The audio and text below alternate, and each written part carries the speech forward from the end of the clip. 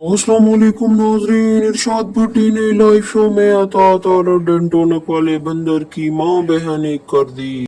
आइए नाज़रीन, वीडियो मुलाहिज़ा कीजिए। जेन में रहना चाहिए, जेन में रखना चाहिए। ये माफियाज का मुल्क है, ये ताकतवरों का मुल्क है, ये पैसे वालों का मुल्क है, ये तबका अशराफिया का मुल्क है।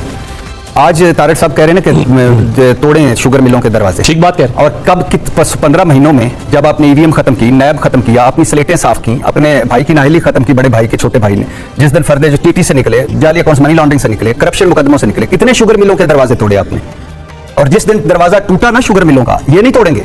ये जिस नहज पे मुल्क चला गया, जिस नहज पे गरीब चला गया, मिडिल क्लास चला गया, सफेद पोश चला गया, गरीब चला गया, अल्लाह ना करे ऐसा वक्त है, मैं इस हक में नहीं हूं, लेकिन जब गरीब तोड़ेगा ना दरवाजे, प्रेस कॉन्फ्रेंस करेंगे कि दरवाजे क्यों टूटेंगे भाई। शरीफों की हैं शुगर मिलें, आसिफ जरदारी एंड कंपनी की हैं शुगर मिलें, इमरान खान के जो पुराने साथी थे जो छोड़ गए, उनकी हैं शुगर मिलें। आपने कभी वो शुगर कमीशन रिपोर्ट पढ़ी जिसकी जरूरत या जिसकी गलती इमरान खान कर बैठे थे?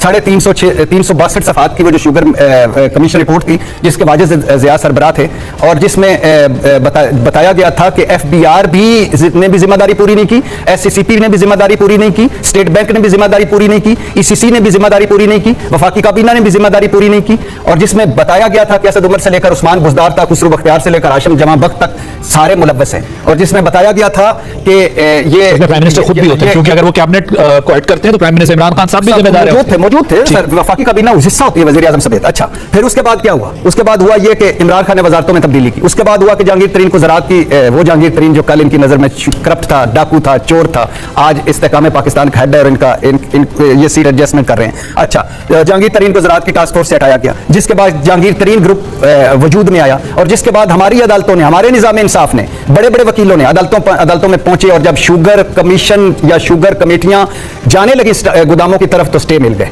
इस मुल्क में बताएं मुझे, आपने वो एक फिक्रा बोला, दुबई और लंदन में बैठे हैं, अब आई वतन है भाई, वहां नहीं जाएंगे तो कहां जाएंगे? ओके, अब वहां नहीं जाएंगे तो कहां जाएंगे? जब आपने अपना सारा काम सीधा कर लिया, उसके बाद आपने कहां जाना है? आपने अब आई वतन में कायदीन, इस वक्त जिस हाल में ये मुल्क है, और जिस मुल्क ने इनको नाम मकाम दिया है, जिस गवर्नमेंट उसको करती है, तो किसी एक वजीर की जिम्मेदारी नहीं होती, इसको कलेक्टिव मिनिस्ट्रियल रिस्पॉन्सिबिलिटी कहते हैं, इज्तिमाई जिम्मेदारी कहते हैं। तो मैं तो ये नहीं कहूंगा कि किसी एक पार्टी का फैसला था। हाँ, एक पार्टी इसमें पेश जरूर थी, इस पे ज्यादा कोशिश एक पार्टी ने की, मगर जब फैसला हो गया तो सबका फैसला है। मगर ये गलत फैसला नहीं था मेरे हिसाब से। अभी भी मसला चीनी की शॉर्टेज का नहीं है, मसला मिसमैनेजमेंट का है, मसला होर्डिंग का है। मसला ये है कि हमारी एडमिनिस्ट्रेशन जहां जहां भी वह है, आज आप कहें ना सूबों को बड़ी बड़ी मिलों के गेट तोड़ें, अंदर जाएं, अंदर जाके स्टॉक लिफ्ट करें, पता करें ना कि किस मिल में इस वक्त कितना स्टॉक मौजूद है। ये ना देखें कि उस मिल के पीछे कौन है, उसका मालिक कौन है, कौन असरअंदाज हो रहा है इस सारे मामले पे। आम आवाम की भलाई के लिए आज हर सूबा अपनी स्टॉक टेक करे। देखिए, मैं वज़ीर आज़म साहब से रिक्वेस्ट करूंगा कि वो इमरजेंसी मीटिंग बुलाएं और सूबों को कहें कि वो अपने स्टॉक्स आके बताएं, क्योंकि देखिए नवंबर में होता है क्रशिंग सीजन शुरू होता है, तो फिर नया स्टॉक आना शुरू हो जाता है उसके फौरन बाद। ये जो सितंबर अक्टूबर के 2 महीने हैं, ये अच्छी मैनेजमेंट से कीमत नीचे लाई जा सकती है। शॉर्टेज बिल्कुल नहीं है, क्योंकि अगर एक्सपोर्ट का फैसला किया गया था तो वो फैक्ट्स एंड फिगर्स पे किया गया था, एक्सेस चीनी मौजूद थी तो किया गया था। ऐसा नहीं था कि कोई शॉर्टेज थी जिसकी वजह से एक्सपोर्ट करने की वजह से। क्योंकि आपने तो वैसे मसला ही हल कर दिया, क्योंकि फिर उस जो आपकी दलील है बिल्कुल जो कि दुरुस्त भी है, साहिब बात है कि जब हुकूमतें फैसला करती हैं तो वो हुकूमतों का फैसला होता है, वो इंडिविजुअल का नहीं होता। जब एहसन इकबाल साहब ये बात कह रहे हैं तो वो क्यों स्पेसिफाई करके स्पेसिफिकली कह रहे हैं कि जी ये नवीद कमर साहब का फैसला था, गलत था? और उसकी रीजन भी है। उसकी रीजन ये है कि एक साल से तवातुर से ये एक्सपोर्ट भी हुई है और पैसे भी बढ़ते गए। मतलब ये ओवरनाइट नहीं हुआ कि ये पिछले 15 दिन में कोई शायद एक्सपोर्ट हो गई है पूरे मुल्क से, ये बढ़ते गए प्राइस और एक्सपोर्ट भी होती रही। बावजूद इसके कि प्राइम मिनिस्टर पिछले साल ये फॉर्मर प्राइम मिनिस्टर कह चुके थे कि मुझे पता है मैंने ये काम नहीं करना, और मिफ्ता इस्माइल साहब सामने बैठे में और डार साहब के आते के साथ ही फिर ये सारा काम शुरू। पिछली गवर्नमेंट में पहली दफा हुआ कि हमने पहले एक्सपोर्ट की, फिर हमने इंपोर्ट की, और अरबों रुपए की सब्सिडी बुज़दार साहब दे गए। पिछली आपकी थी ना, इसलिए मैंने कहा नहीं, उससे पिछली की बात कर रहा हूं। और वो बुज़दार साहब की खासी मिसमैनेजमेंट थी, वो इंक्वायरी आज तक कुछ उसका बन नहीं सका, हम भी उसका कुछ नहीं बना सके, तस्लीम करना चाहिए इधर बैठे।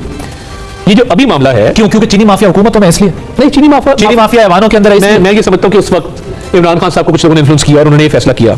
इस वक्त मैं जो एहसन इकबाल साहब वाली बात है, मैं पंजाब में होम मिनिस्टर था फॉर अ ब्रीफ पीरियड, तो सबसे ज्यादा उस वक्त चीनी की एक्सपोर्ट पे बजित थे नसीम अशरफ साहब, सॉरी ये ज़का अशरफ साहब। इनसे एक मौके पे थोड़ी तलखी भी हुई। मैंने ने कहा कि आप आम आवाम की चीनी पे सब्सिडी दें, फिर हम एक्सपोर्ट की बात फेडरल गवर्नमेंट से करेंगे, वरना हम नहीं कर सकते। ठीक है, वो थोड़ा सा बुरा बना गए, और उन्होंने, उनके साथ जो लोग मौजूद थे पंजाब शुगर मिल एसोसिएशन के जो ओहदेदारान थे, उन्होंने थोड़ा सा इस बात पे तलखी भी वहां पे की, थोड़ा लाउडली भी बोले।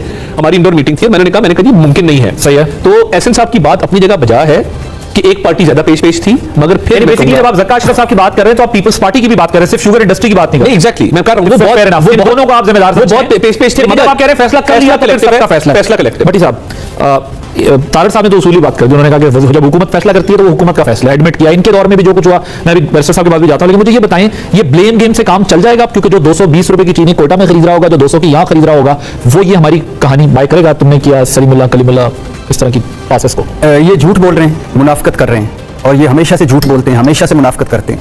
ये आपको ज़हन में रहना चाहिए, ज़हन में रखना चाहिए। ये माफियाज का मुल्क है, ये ताकतवरों का मुल्क है, ये पैसे वालों का मुल्क है, ये तबका अशराफिया का मुल्क है।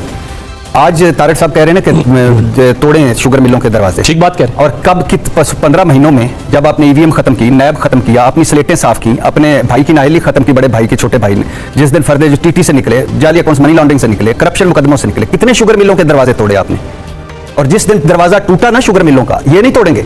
ये जिस नहज पे मुल्क चला गया, जिस नहज पे गरीब चला गया, मिडिल क्लास चला गया, सफेद पोश चला गया है, गरीब चला गया, अल्लाह ना करे ऐसा वक्त है, मैं इस हक में नहीं हूं, लेकिन जब गरीब तोड़ेगा ना दरवाजे, अल्लाह ना करे वो वक्त है। प्रेस कॉन्फ्रेंस करेंगे कि दरवाजे क्यों टूटे, क्यों टूटेंगे भाई। शरीफों की हैं शुगर मिलें, आसिफ जरदारी एंड कंपनी की हैं शुगर मिलें, इमरान खान के जो पुराने साथी थे जो छोड़ गए, उनकी हैं शुगर मिलें। आपने कभी वो शुगर कमीशन रिपोर्ट पढ़ी जिसकी जरूरत या जिसकी गलती इमरान खान कर बैठे थे?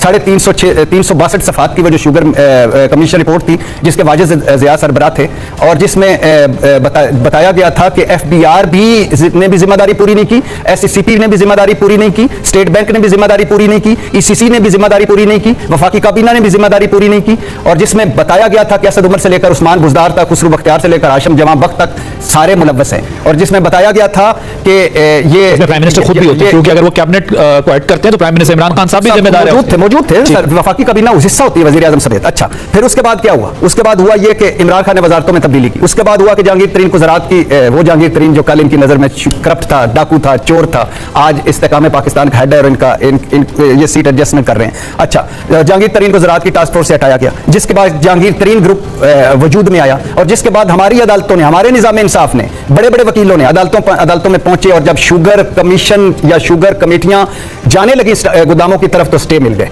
इस मुल्क में बताएं मुझे, आपने वो एक फिक्रा बोला, दुबई और लंदन में बैठे हैं, अब आई वतन है भाई, वहां नहीं जाएंगे तो कहां जाएंगे? ओके। अब आप वहां नहीं जाएंगे तो कहां जाएंगे? जब आपने अपना सारा काम सीधा कर लिया, उसके बाद आपने कहां जाना है? आपने अब आई वतन में कायदीन, इस वक्त जिस हार में ये मुल्क है, और जिस मुल्क ने इनको नाम मकाम दिया है। आज की वीडियो आप लोगों ने देखा, फैसल वाडा ने उस्मा बुहारी को धोखा रख दिया। व्यूअर्स, वीडियो के बारे में अपनी राय जरूर दीजिएगा। मिलते हैं अगली वीडियो में, तब तक के लिए अल्लाह हाफिज।